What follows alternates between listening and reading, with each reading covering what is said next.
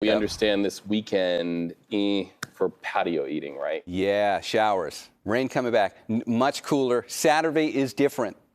So let's start off with that, in fact, and I think the way to drive this point home is just to begin this discussion with a quick survey of the 7-day forecast, because interesting things are coming. The first couple of days here, you got nothing but sunshine and warmth in each one of these tubes, progressively warmer, in fact. By Thursday and Friday, Walnut Creek, you fall under this inland descriptor. We were just looking at you. You're going to be in the low 80s by Thursday and Friday. And then Saturday rolls around. That tube is filled with rain, and we're only going to the low 60s. It remains to be seen how much rain. And we're going to look at that in detail here as soon as we say goodbye to the 7-day forecast. I'll give you an idea. But rain still looks pretty likely now as we get towards Saturday, and then by Sunday we should be able to clear this out pretty quickly. Let's look at this system. Let's go find it out in the Pacific. It's going to take a little while to get here, so you still get several days where it's going to stay windy near the coast, sure, but it's going to be beautifully sunny and relatively warmer for like the next 3 days. It's really going to be a nice couple of days until this system gets its act together. Look where it's going to be by Friday, just now developing out here. That's pretty far north. We've had several systems like this over the last 3 weeks do just that. They come in about that north, and then they keep going, and we don't notice them except it gets windy, which is what we've been living with.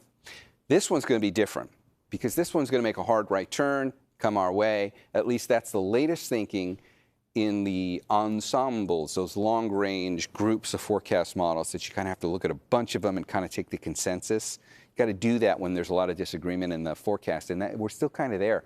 But we're getting close enough to it now, and there is now growing consensus and agreement among these forecast models. This system's going to be able to produce some rain here. I don't know that it's going to be, I mean, that looks really impressive on that vantage point. Let's look at this a different way.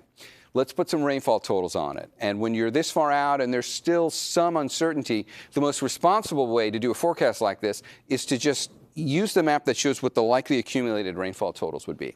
Again, using those same ensemble forecast models. We're only looking at about 1/4 of an inch rain when we do that. So as impressive as that last image looked, with a big swath of green coming through right on Saturday, the real takeaway is we'll likely get some rain. It won't be overwhelming, but it is going to rain on Saturday, about 1/4 of an inch of rain for the North Bay, and less than that from the Golden Gate south, maybe only 1/10 of an inch of rain. But it will produce some snow in the Sierra. Another couple of inches on Donner Pass and Echo Summit. That's Saturday. So that now means you've got to take this into consideration for travel. For anybody who's got to travel in the mountains over the course of Saturday. Stay on top of this forecast with us. All right, let's get into the 7-day forecast once again. Now we're looking at the Bay. So instead of seeing temperatures near 80 for Thursday and Friday, if you're in the immediate Bay, it's low to mid 70s, but you still get the cool down and you still get scattered showers going into Saturday.